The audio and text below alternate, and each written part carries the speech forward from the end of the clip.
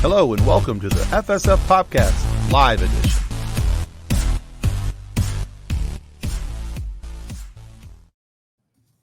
Oh, hey! Hey! Surprise! Surprise! That is the most terrifying thing that's happened today.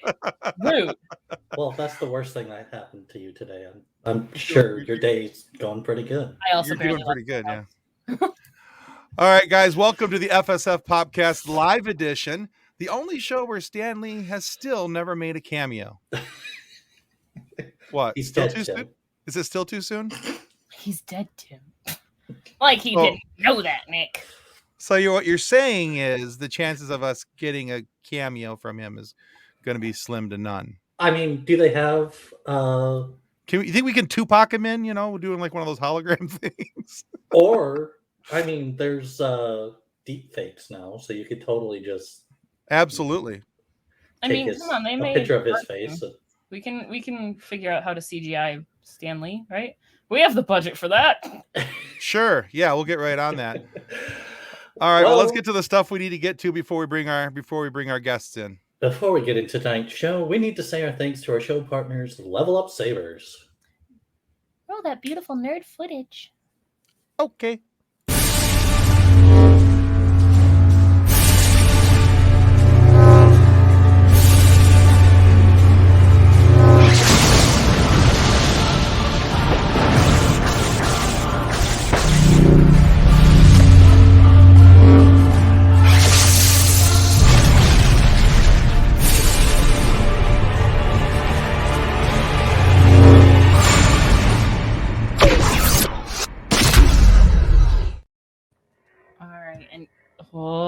I need to charge mine.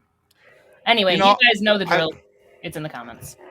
Well, not yet, because I was too busy playing with my lightsaber. Okay, well, when Tim decides to stop playing with his toys, and I was even going to come in with like the lights off behind me and everything, but the switch is way over there, and I'm lazy.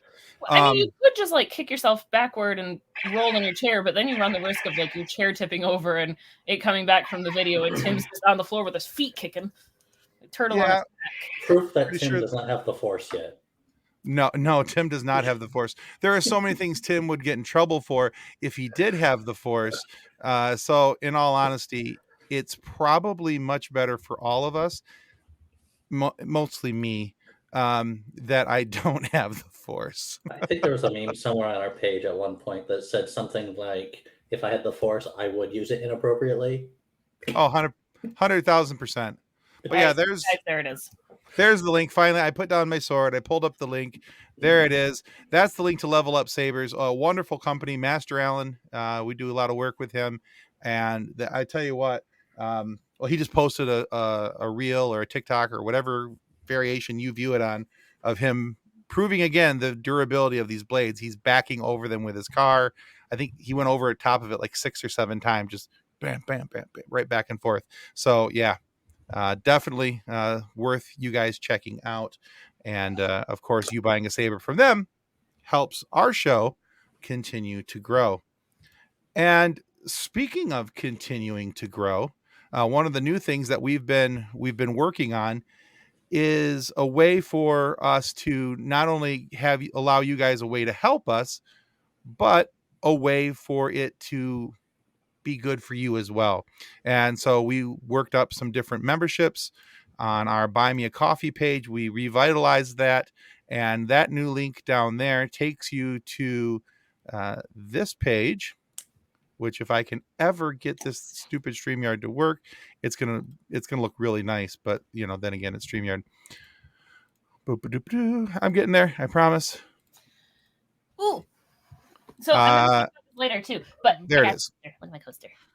But anyway, so here they are. We have 3 different membership amounts, but that link there to Buy Me a Coffee for the FSF PopCast membership will take you in, and it'll show you these 3 things here real quick. These are our different levels. There's the Brewed Cup level at $2. There's the Espresso Your Thanks. We're real ingenious here. Espresso Your Thanks for $5, and then Thanks a Latte at $10. Now, at each one of those things, there are things that you get as a return for our thank you for you giving us your hard-earned money.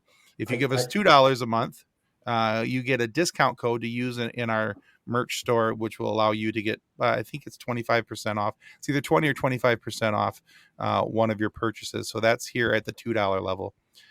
At the $5 level, the Espresso Your Thanks, you get the merch code and you get a sticker pack, a nerdy fun sticker pack upon your first month of signing up and the 1 year anniversary or the yearly anniversary of you signing up every year when that comes around. So you'll get at least one sticker pack a year from us at the $5 level.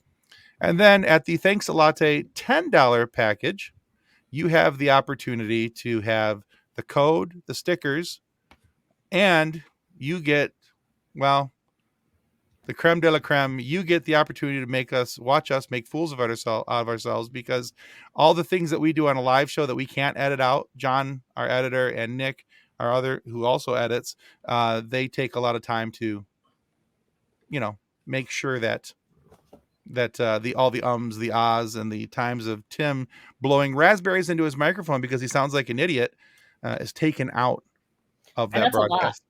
There is a lot of those. There's a tremendous amount of those. It's kind of scary at times. But anyway, those are there for you guys. If you guys take a look at those and you think that there's something different that you'd rather see in those amounts, at those different levels, let us know, and we can look at it and see what we can do, because we want this to be good for you guys as well. We want this to be something that you guys want to contribute to because you feel like you're getting your value, your money worth, not just contributing. I was just thinking we should totally Yoda-ize those and be like, cup of brew, or I forget the names of our levels. But also, I think too that with that, and I'm saying this without talking to anybody else about it, when you sign up, we will then do a thank you shout out on the live, which may or may not involve doing it in random voices or singing a song. Thank you. Yeah, that's about as close we're gonna get to. So yeah, and here's John saying, I have so many hours of you guys messing things up. I could almost make something that rivals Return to the King with it all. Oh God, that scares me. Wait, theatrical or extended, John? This is important information. It doesn't matter. Either way, we're screwed. But yeah. I would like to say that it's an even 1/3 split between all of us, but I don't think it is.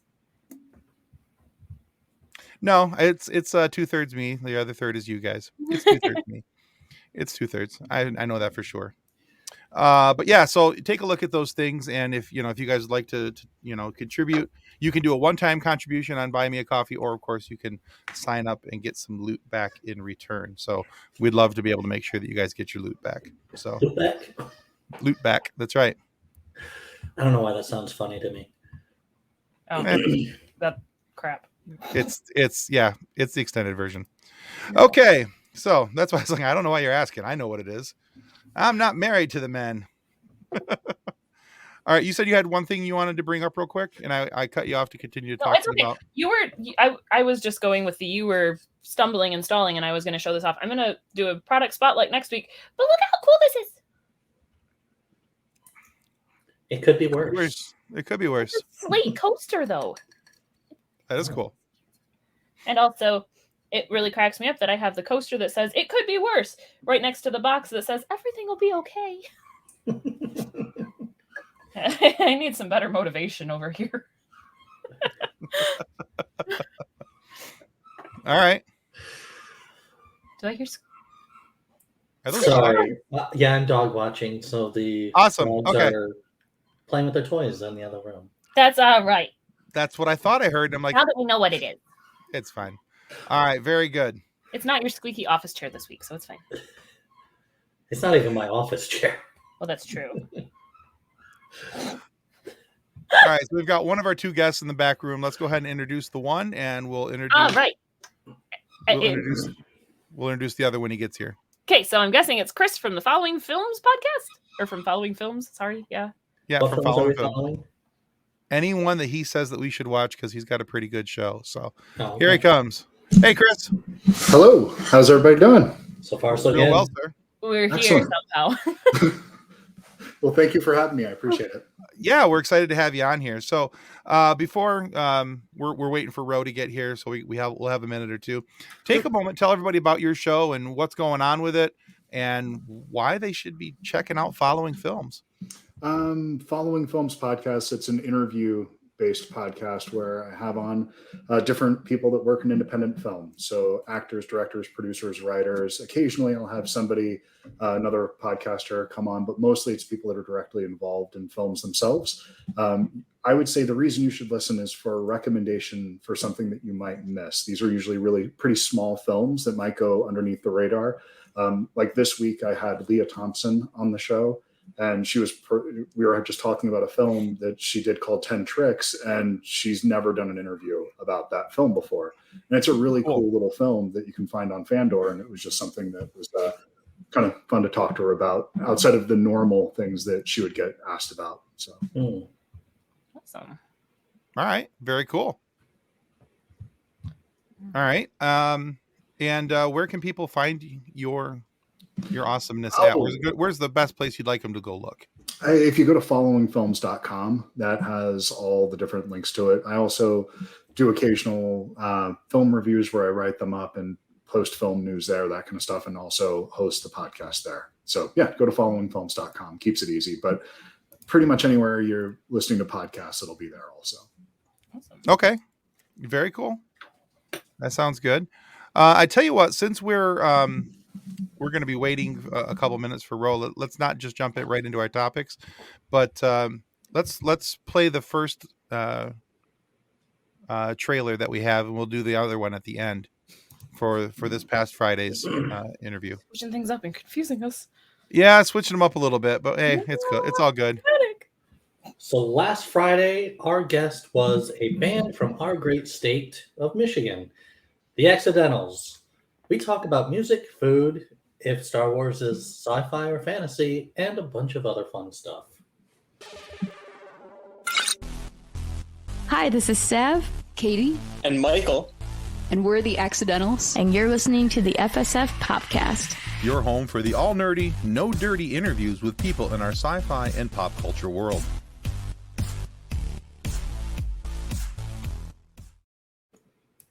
I have to say it took them more tries than you'd like to think to get that intro right.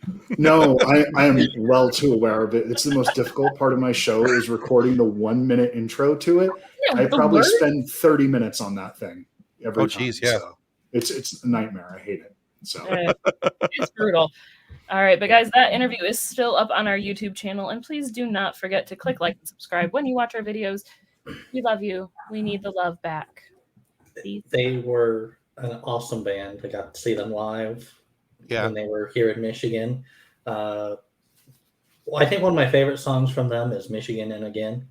Yeah, it just has that really catchy tune, and it's like it gives you that sense of longing for Michigan. Mm-hmm. Yeah, I like that one. I like Mangrove. I like I think it's called KW or something like that. I'd have to look it back up, but it's a really cool.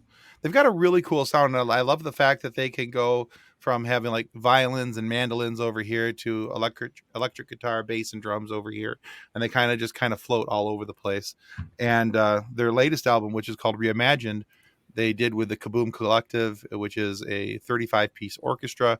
And so if you love like orchestrated music, or if you're a fan, if you like Metallica's S&M, clearly this isn't the heavy metal version of this type of stuff, but that orchestrated side adds a lot to the music, just like it did with Metallica's S&M. And it's a really cool version of all of that.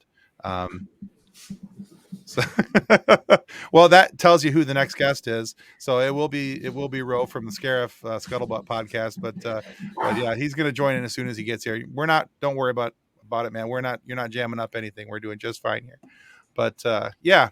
So let's go ahead and we'll go ahead and play the other trailer right now too. We'll talk about that and then we'll jump into our topics for the night. All right. Well, this week, Friday, our guest is a talented actor with a new hit show on Hulu. Check out this trailer.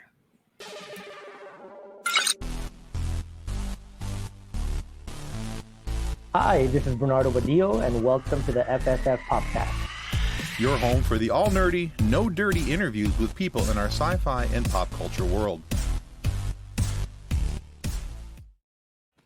And that's why I made him say his own name. That's right. Bernardo Badillo. He's a really cool guy. We had a lot of fun talking with him. So you can check that out this Friday. That'll be on our YouTube channel here, of course, on all of our audio side, wherever you get your favorite audio podcast destinations from, you can find that there. But we talked to Bernardo about his background, how he got into acting, his new hit show on Hulu called This Fool, the movie that he put out just a little bit ago with Aubrey Plaza, Emily the Criminal. Emily the Criminal. Thank you. Yeah, I interviewed him back at Sundance for that one. He's a great guy. Cool. Really nice guy. Yeah, Bernardo is awesome. We talked to him about, being in Sully and practicing, doing, working with the cops to do the jump into the river and all that stuff. Mm-hmm. And yeah, I just had a really great time with him. He's got a depth to him about his acting and what he's doing, but also has a really good sense of humor, and just really enjoyed him. He's one of those people that had a lot of life experience prior to finding acting. So there's a real person there that you can that you don't feel like there's a front with him. He's just very much. No, exactly. Yeah. I didn't feel at any time like he was just there to answer questions. Mm-hmm. He was there to have a conversation, and then that always makes it a little better, right? When you're having the conversation and it's not just somebody going, "Yes, I did this movie. I'm so happy. Won't you please go watch it?" So, which always makes it a little more difficult for me, because then I'm just like, well, okay, this is going to be fun. So, you fake answer, I fake smile. That's the way this works. So I don't get paid enough to fake smile. No, true. All right, well, let's go ahead and jump. Back, who's the guy we interviewed the other day? That Muppeteer. Andrew James Spooner. James Spooner. I have a feeling he's not going to come back to our show until he gets an apology. No, I don't think. Frederick. Yeah, I don't think Fred's jamming us up that bad, but I think it wouldn't hurt his feelings to get an apology. But I think Andrew would come back regardless. We had such fun with Andrew. Talk about a guy with a fantastic sense of humor. So I shared the clip of him calling my brother out to my other brother this weekend. He hadn't seen it yet, and he literally did a spit take and almost fell off the couch at my mom's house. It was fantastic. It was wonderful. It was everything everybody needed in that moment. I love it. All right. Well, hey, let's jump into our topics for tonight. So we have a couple that we wanted to talk about before we play a little bit of a game, and we're going to see how that goes, because this is our first run with it. First runs are always interesting. Mad Libs. True. That was rough. That was rough. Not going to lie. That was the change my name, move to a foreign country, and pretend I've never done this. No habla inglés. Yes. All right. So first, let's talk about Andor. I am a big fan of the show Andor. I have very much enjoyed it so far. But so not to put you on the spot, Chris, but I want to put you on the spot a little bit. Have you had a chance to watch Andor yet? And if so, what are your thoughts of it? It's the first one of the shows that doesn't feel like it was made for UPN. It actually has production value to it, and I'm including Mandalorian in it. That I can't remember the name of the technology they use for the fake backgrounds where they shoot everything on blue screen. It makes everything feel so cheap. This is the first show that feels worthy of being a Star Wars show to me, as far as the scale of it, the feeling of it, and even the story. I think is kind of fun because it's doing something a little bit different tonally with Star Wars, which is what I was hoping these series would do. And yeah, I would say this is probably my favorite entry into them so far. I'd kind of given up on all the Star Wars shows at this point. Okay. All right. That's fair. I would agree with the vast majority of that. I know people love Mandalorian. I'm a big fan of Mando and the show. But I will agree that I do think this is the best made, best produced show. Just everything that's going on. And I know that some people are really complaining out on the interwebs, because nobody can ever be happy with anything anymore, about the pacing of the story. It's the best thing about it. Okay. So yeah, that's how I feel. I love the fact that we're having this slow burn into something, that it's not just here it is, because we know what the eventuality is. We know what Andor's fate is, or Andor's fate. We know what Andor's fate is too, but, He dies at the end. Yeah, exactly. Spoiler alert, Nick. God. Oh, sorry. But yeah, so I mean, that's exactly it, right? We know what the fate for Andor is. We know where this is all heading, and so I like the fact that they're not rushing to the end. That we have a build up to see what his little bit of his background is and what's kind of going on. And yeah, I don't know. I just kind of dig that. I really hope they kind of throw us a curveball and give us a little bit of the Rebels. Like, I know we're kind of heading that direction, but like the cartoon series, The Rebels, I'd be happy with just a after shot or like one of those end credit scenes of like Thrawn or who's the kid? Yeah, those guys. Yeah, Ezra. Thank you. Brain's not exactly plugged into there today, is it, Nick? It is not, no. He's a Bobby. I would say this is the first show that doesn't feel like it has too much fan service in it, and I do like that as well. Agreed. Where it does feel like somebody is actually trying to do something that's more on a spy thriller in the Star Wars universe, and I do appreciate that about it. And I think if you move too far into the this isn't what I wanted from this side of things, that you can get into trouble really quickly with that stuff. And Rebels, it exists as its own perfect little thing. This will take nothing away from it, and trying to copy it or anything else that has existed before, to me, could be a distraction. So it's those kinds of things. There's a delicate balance in those when you try to pay homage while also servicing the narrative that you're trying to tell. I agree. I think one of the things that I like is, like we've said so far, is that it's willing to be its own thing, and it's willing to set the table, not just throw the food on it, you know.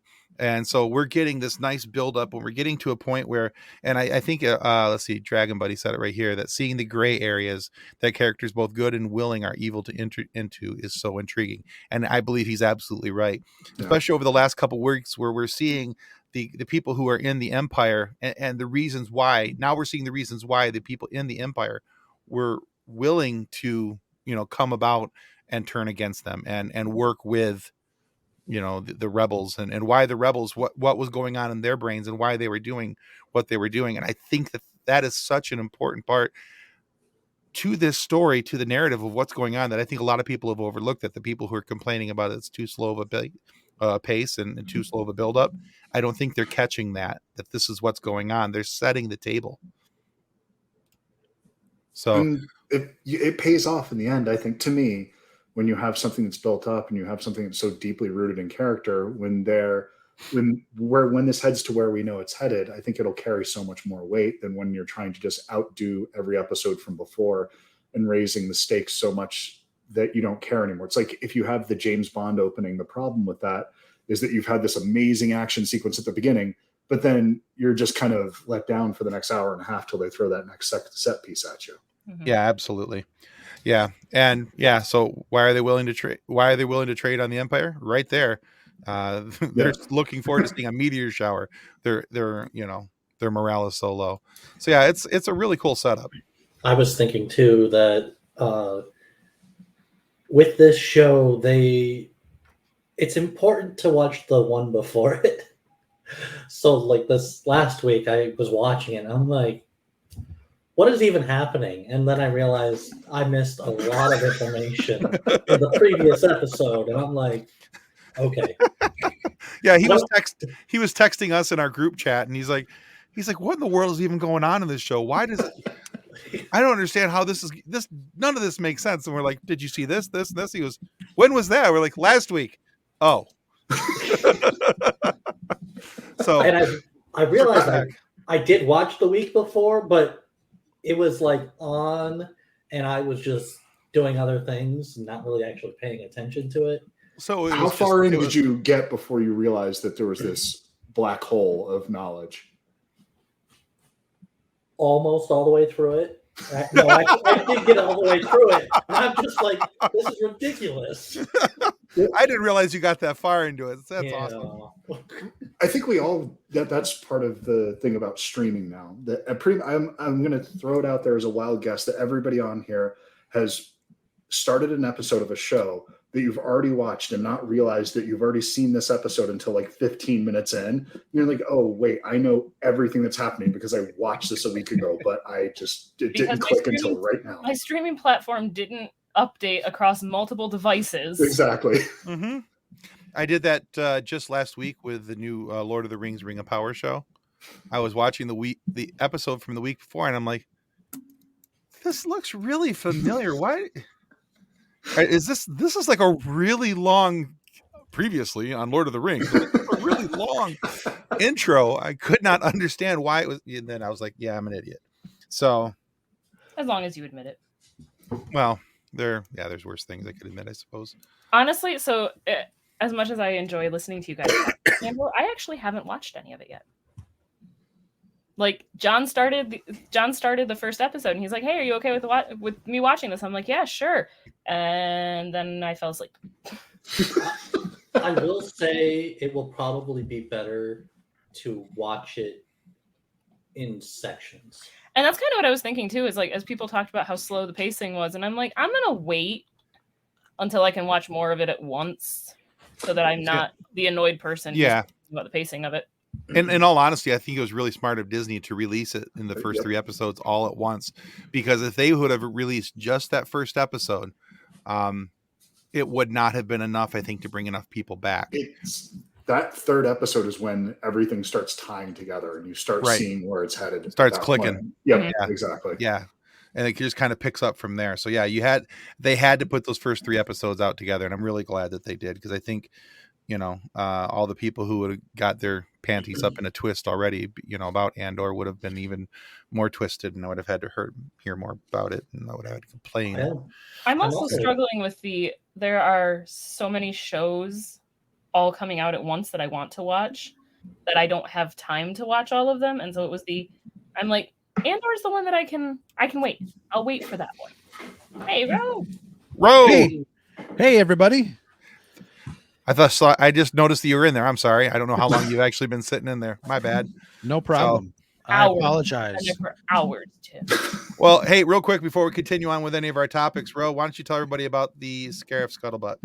Sure. Scarif Scuttlebutt podcast. We started talking about only Star Wars, but then we realized that we were nerds of all sorts. So we talk about everything, but it's a podcast where we kind of deep dive. My co-host Shanti and Brad, the 3 of us kind of really pick apart things, concepts, and not just your usual, what's your favorite ship or who's your favorite character, but we go into the concept of a lot of the science fiction and fantasy that we like to watch and really dive deep and we sit there and think about stuff and talk about it. Excellent. Where can everybody find your show? Where's a good place to look? You can find our show wherever you find your other favorite podcasts. We are available everywhere. You can also check out red5network.com, the number 5, and we're there along with a whole bunch of other nerds. Excellent. All right. Fantastic. And just real quick, hi, Lunar Girl. Thanks for coming on. So we've been talking about Andor for the last couple minutes. I think you could hear that back in the green room. So what are your thoughts on Andor?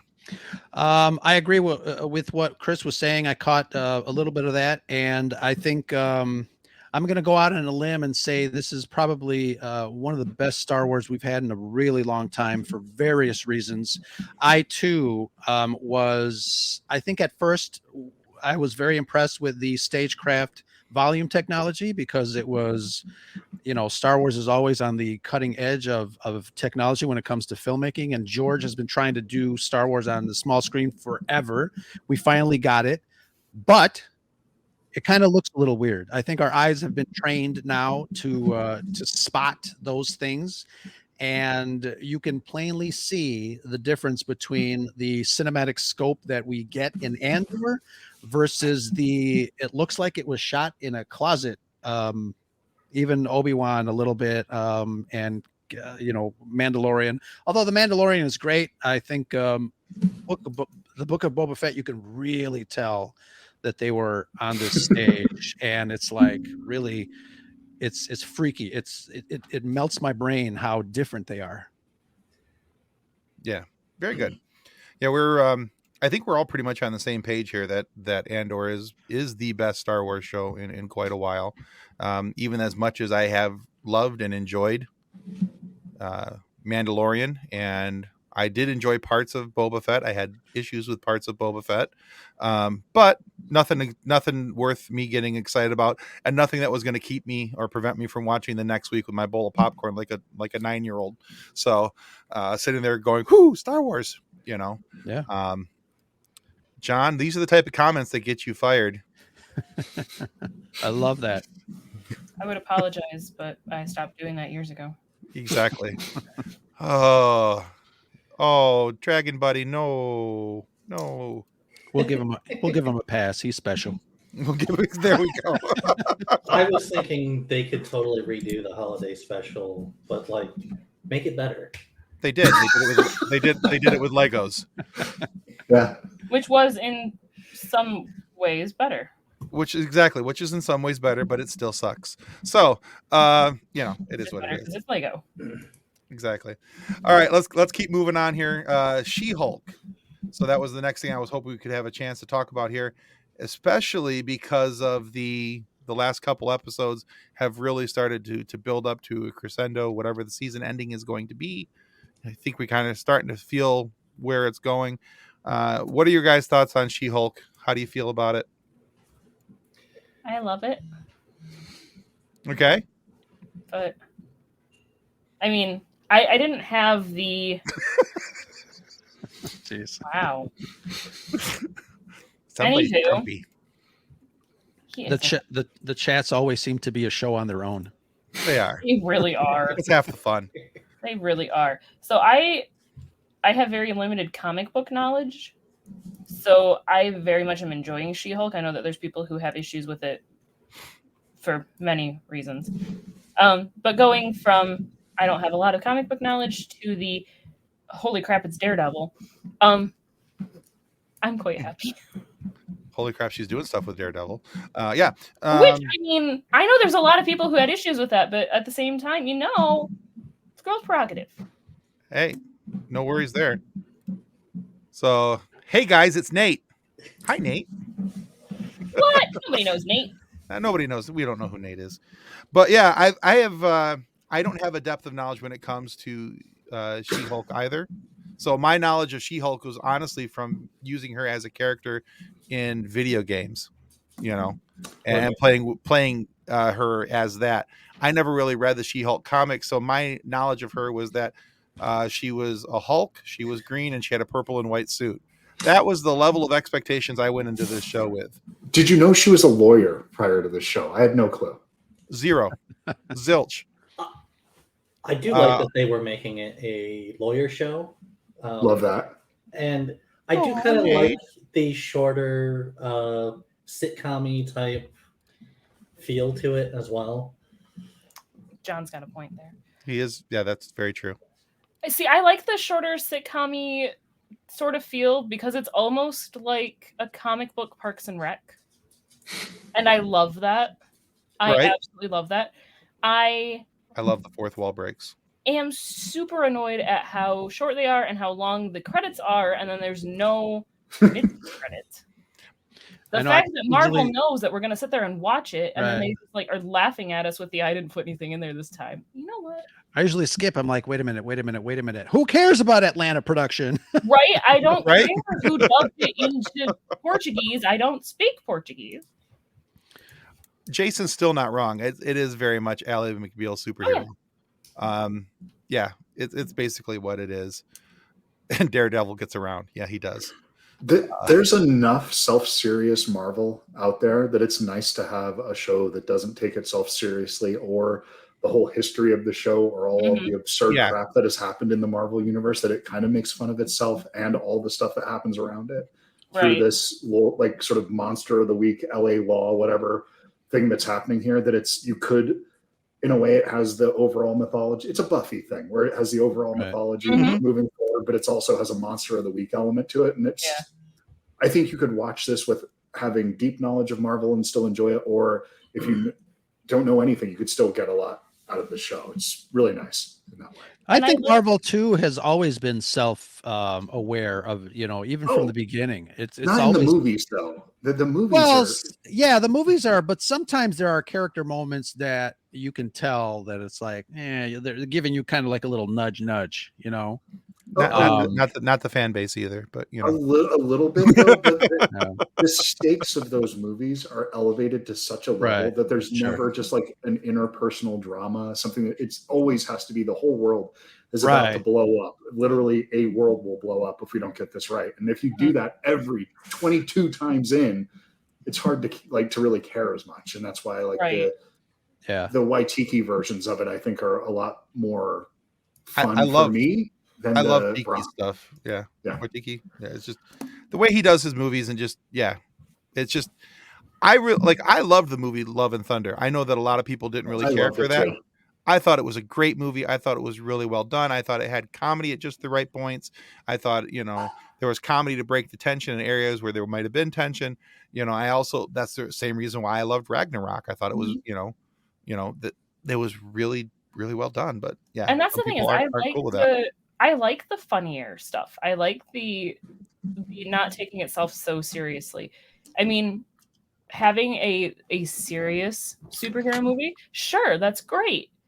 But at some point too, I want the stupid jokes. Like, that's one of the things that I love about Deadpool is you get the in-your-face stupid jokes. And I'm watching a movie to be entertained, not to be on the edge of my seat with the, oh my gosh, the world's all gonna die. Oh, wait, no, they're superheroes, they're gonna save it again. I want dancing baby Groot. Dancing baby Groot. Chris Pie 5. Yeah, there's a lot of things about those type of movies where I appreciate the seriousness, but I like comedy. I like being able to laugh. I love the fact that some of these movies aren't taking themselves so seriously. And I got to put this back up on the screen just for a half a second because it very much amused me. John wants to see the Justice League done in the style of Office or Parks and Rec now, preferably the DC animated universe and the old Batman the animated series style. That would be great. I would sign up for that.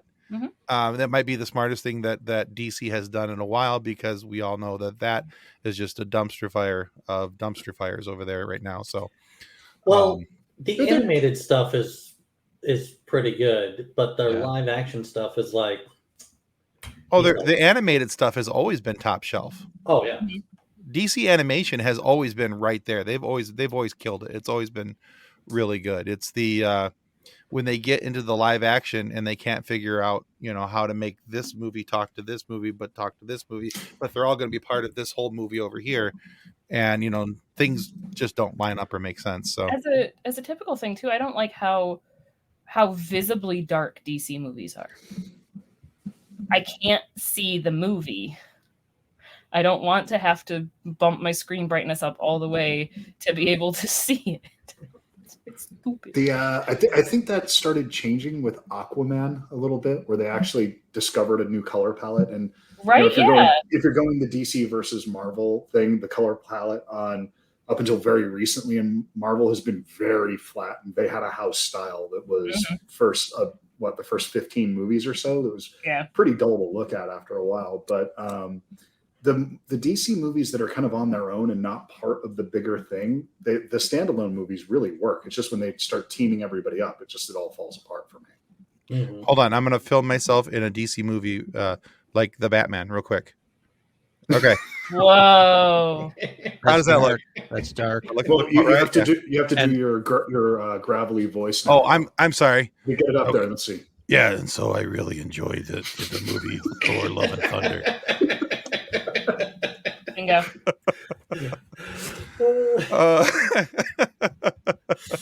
That's hilarious. I'm gonna get on the other side, because I get made fun of from my people that I don't like comedy for the most part in my science fiction and superhero and stuff.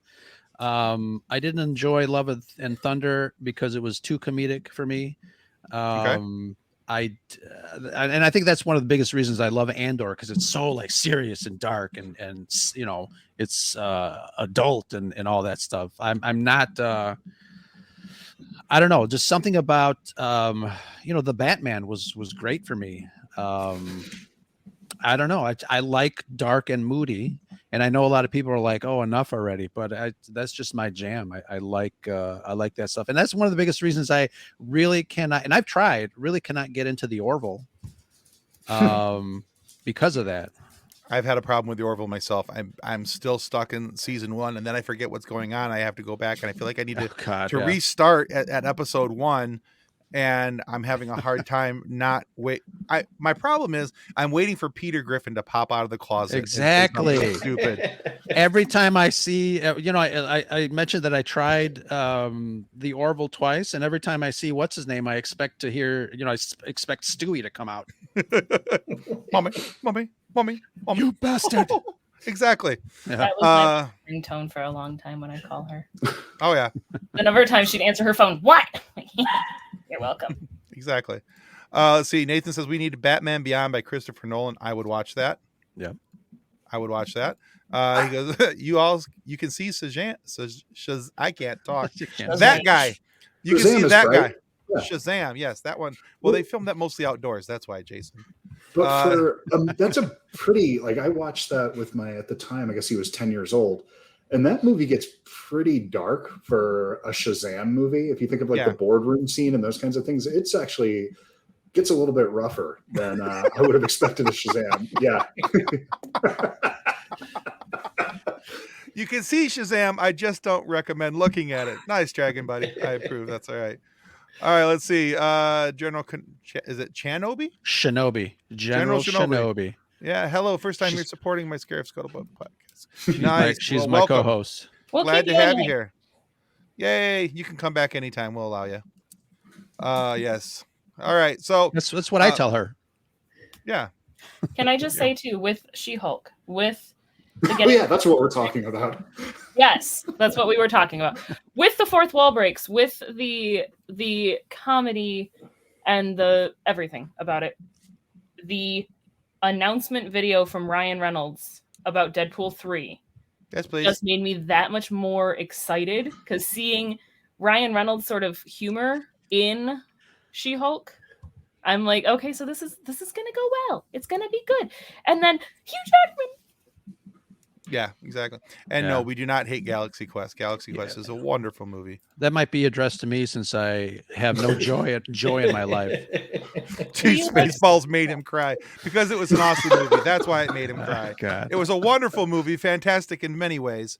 I am curious though. Did you like that, or Spaceballs, or no. Galaxy Quest? Galaxy Quest, or was that?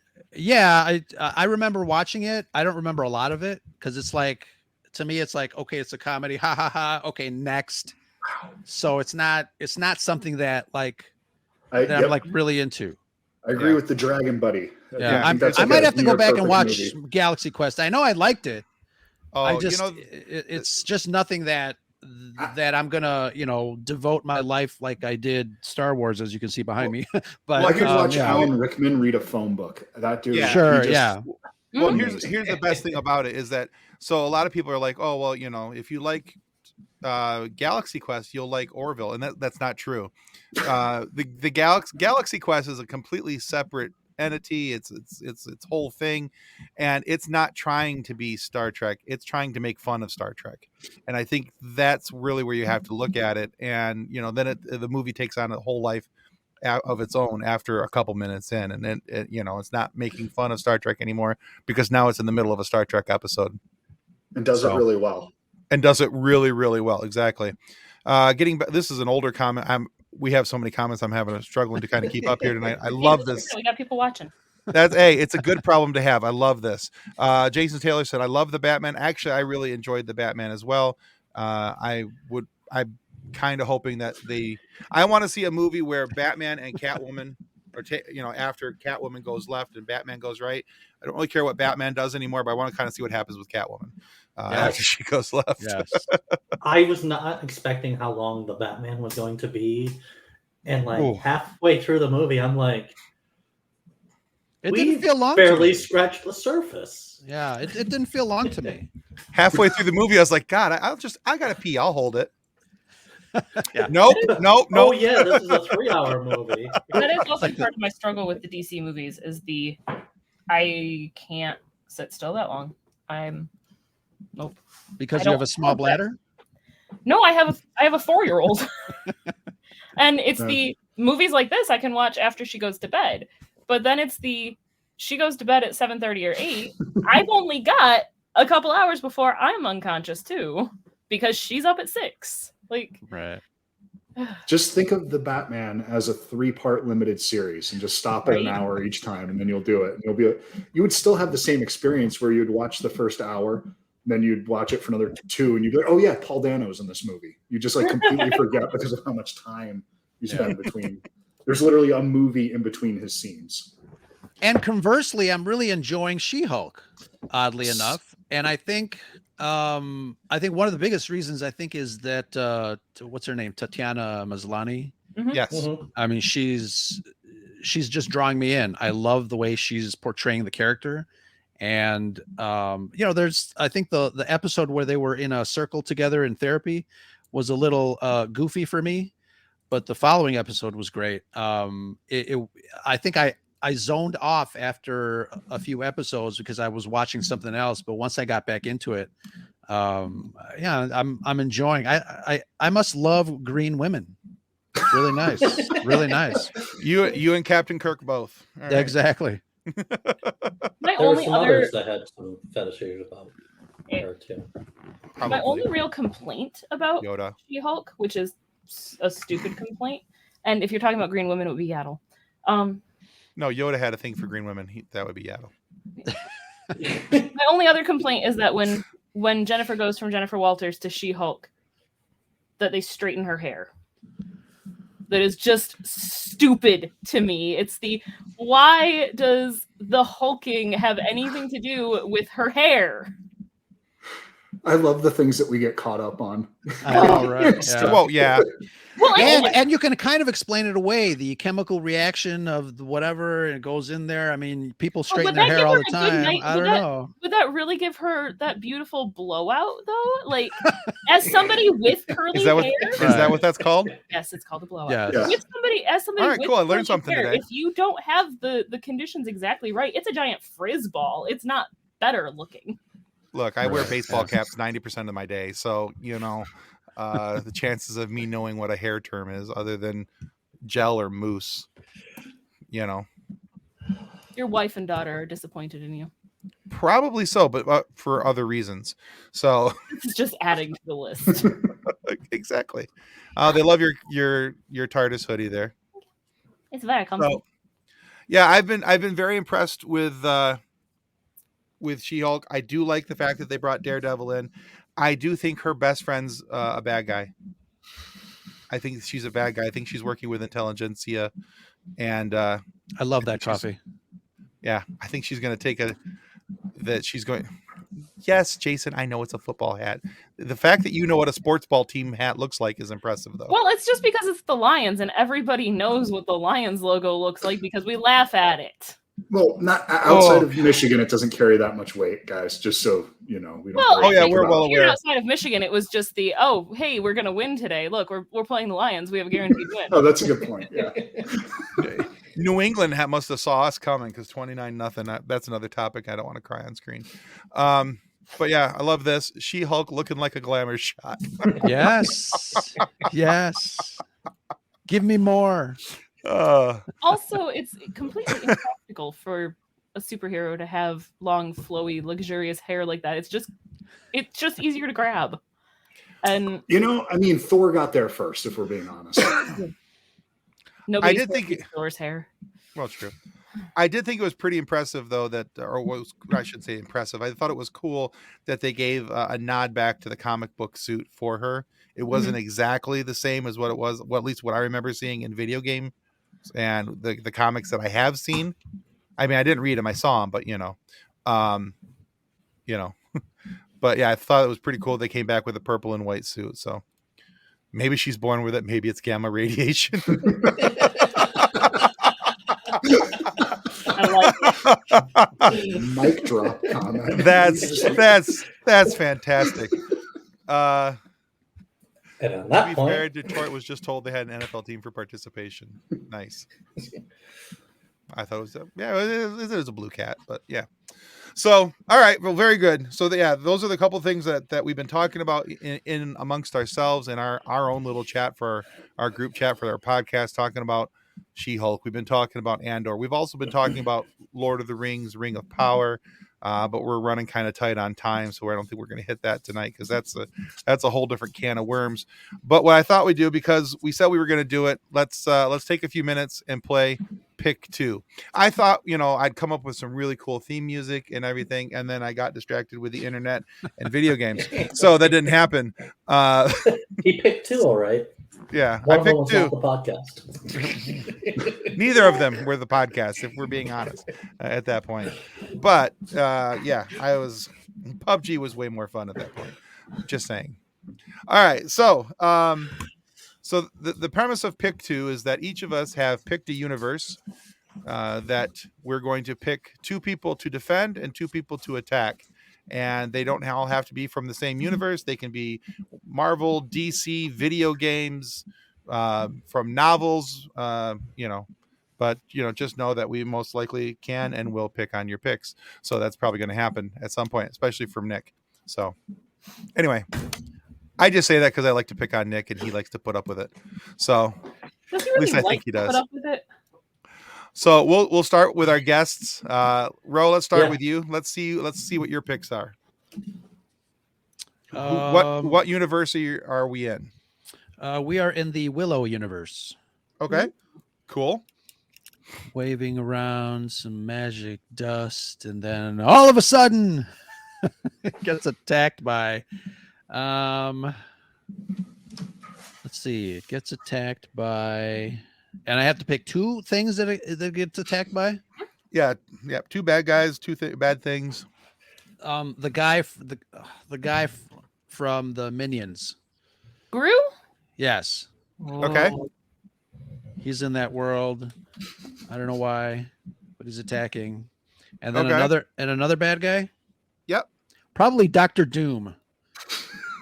Because I really would love to see Gru and Dr. Doom argue about stuff about, what plan they're going to, unleash on this world. I think that'd be hilarious. Considering your personal taste, is this going to be a dark and gritty version of Gru where he's grayscaled or something? Absolutely. Why not? All right. And who's defending your universe?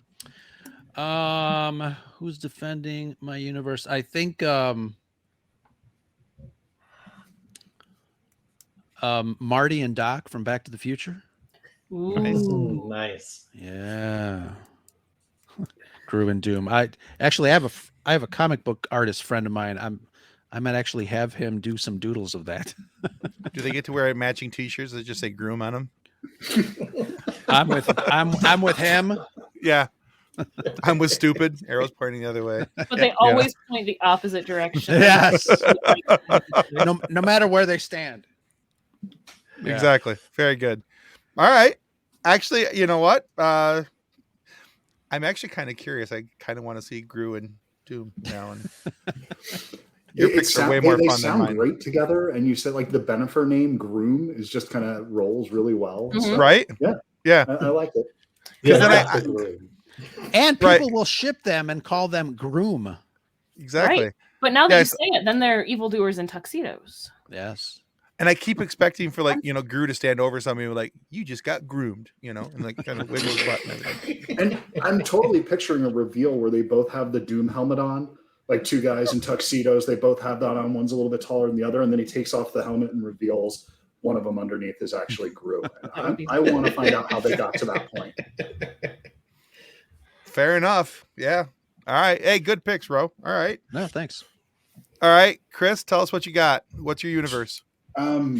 My universe would be Blade Runner because I like everything dark, and much like how you hate those DC films. I like things dark and rainy with lots of umbrellas. So just a lot of atmosphere in that world.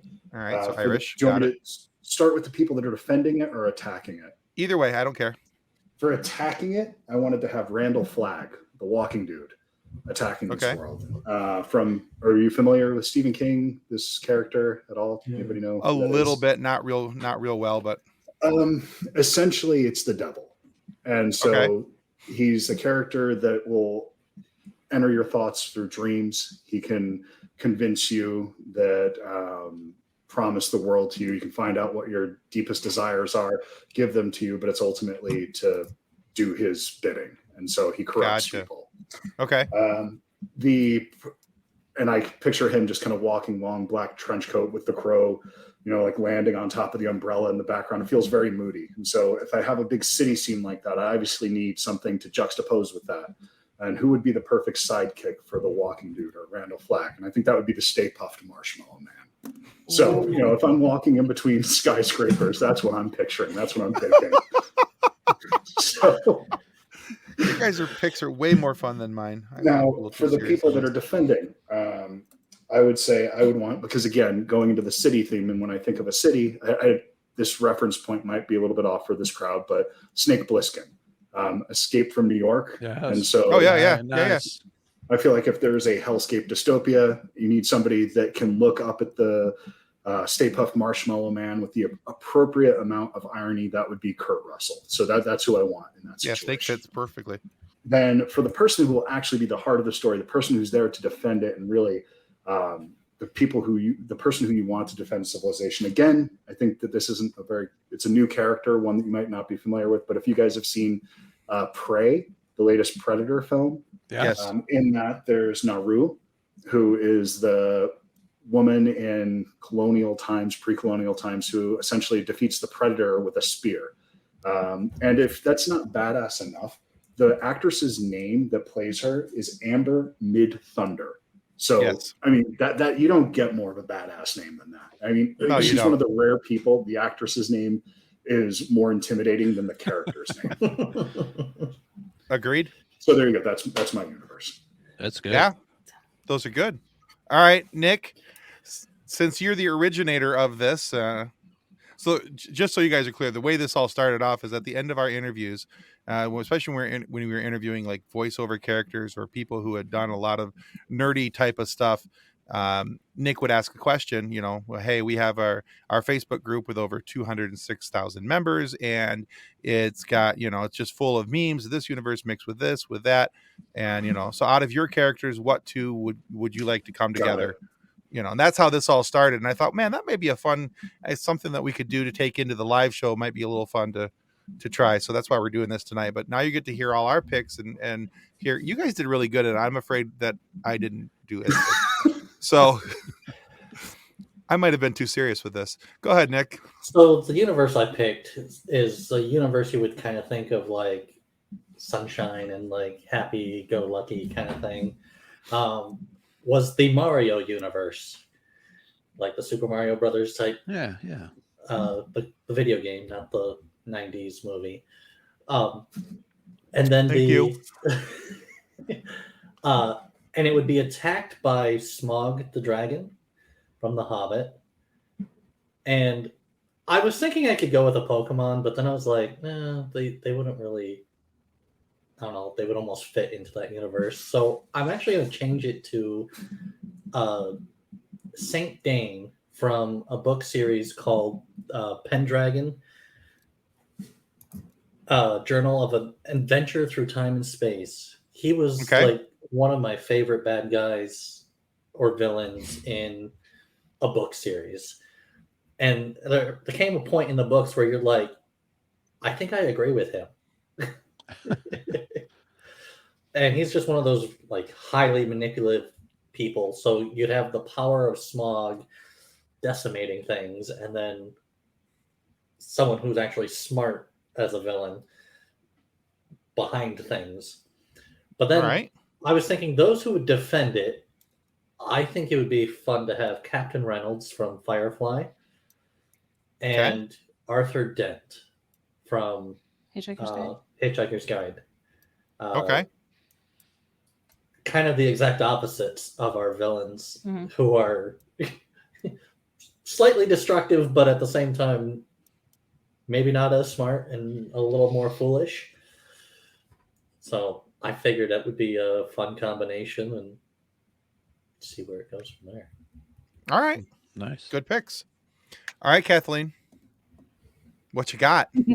So my universe is the Inside Out movie, specifically inside of Riley's head. Because Okay. why not? Sure. It is being attacked by Caillou and Peppa Pig. It's a true story, actually. It really is. It really is. However, I think she'll be okay because she is being defended by Andy Dwyer and April Ludgate.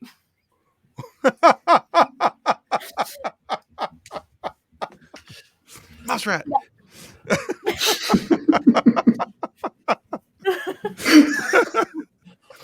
Oh, Caillou and Peppa Pig. Yeah, if you don't have kids, you probably don't know who Caillou and Peppa Pig. They're no. I totally see, there you go. Caillou, Your girl gets it. Caillou and Peppa Pig are banned shows in our house. My daughter is not allowed to watch them. No, that's completely legitimate. Well, I lost so much hate for Caillou. Oh yeah, because he's so obnoxious. In 5 years, it'll be a podcast talking about Coco Melon. So it's just it's all cyclical. Yeah. We did the Monroe Pop Fest just a couple weeks back, and one of the, I don't remember her name, but both Kathleen and I bought some stuff from this lady, and one of the things that I bought, and I cannot find it, and I'm very disappointed, but it was Caillou with horns, and it said "kill you," and it was just this perfect image. And first I said kaiju. No, not kaiju. Ro, you have no clue. There it is. Clue. I know Caillou. What are you talking about? But I also figured too that with Andy and April being Andy and April is gonna go full scary on Caillou and Peppa, and then they're gonna have a roast pig. Aye. Which will just make Andy so happy that he'll have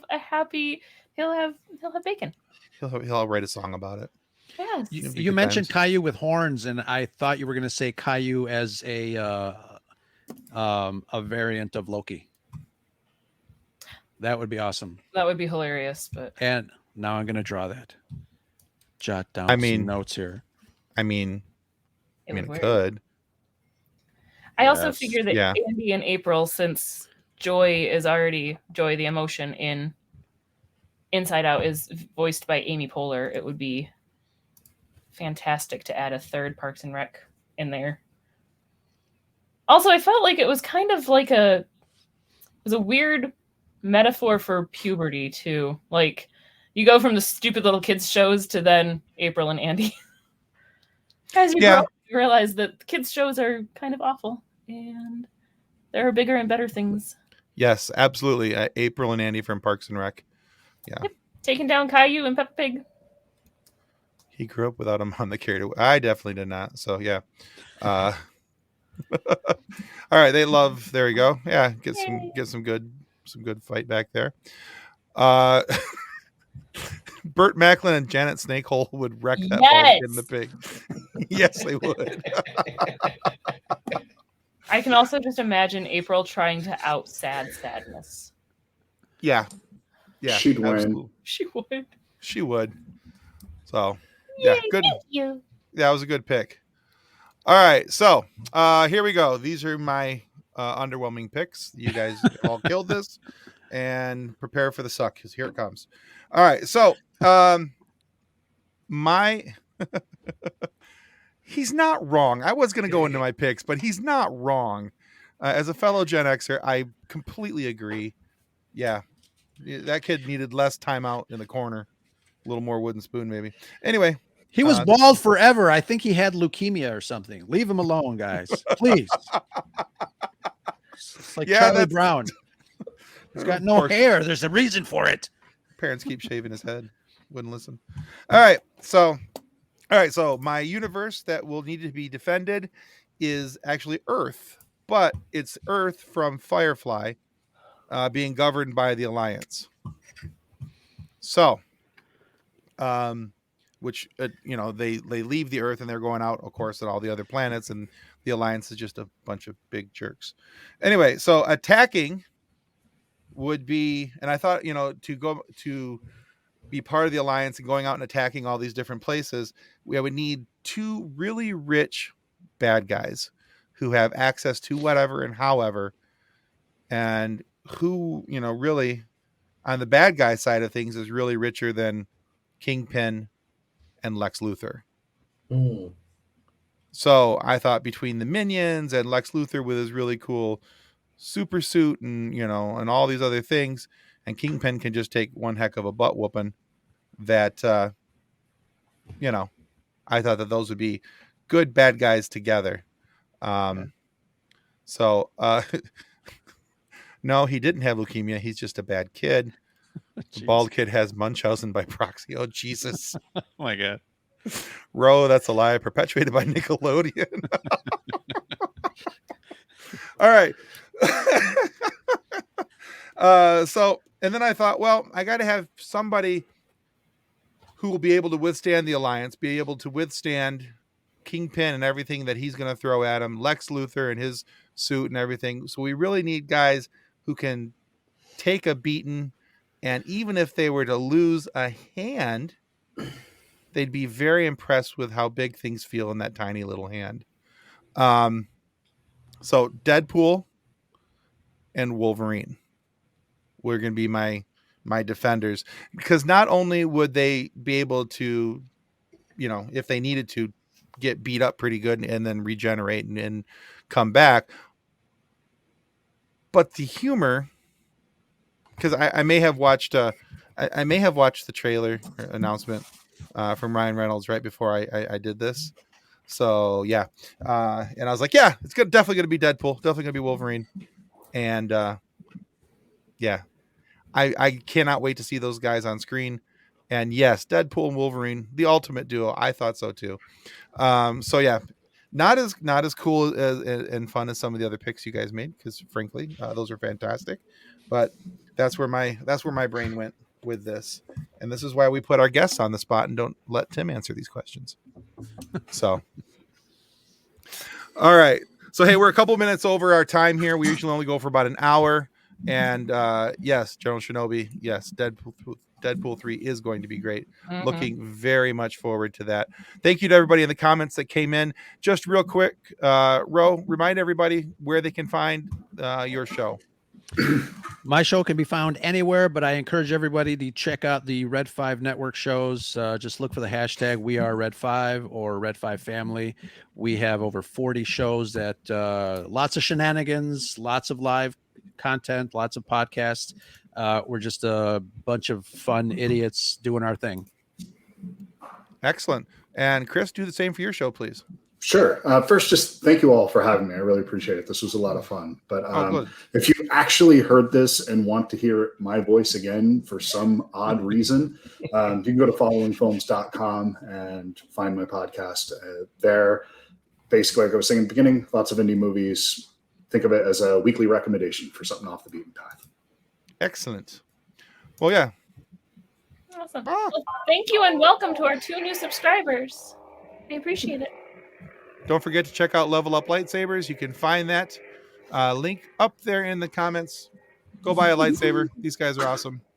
And if you want, go buy us coffee. Subscribe to buy us lots of coffees. Exactly. It's all up there in the comments, and you guys can find it there. Thank you so much, Chris. Thank you, Ro, for coming. We had a great time with you guys. This was a lot of fun, and you guys are more than welcome to come back anytime you like.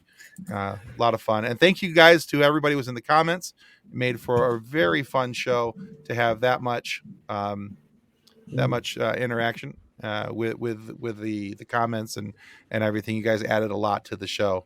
So very, very fun, very good time. And again, this upcoming Friday, please don't forget to check out Bernardo Badillo. We have him coming on the show, and we're going to have it's a really good interview with him talking about Emily the Criminal and his other show, This Fool, on Hulu. So check that out.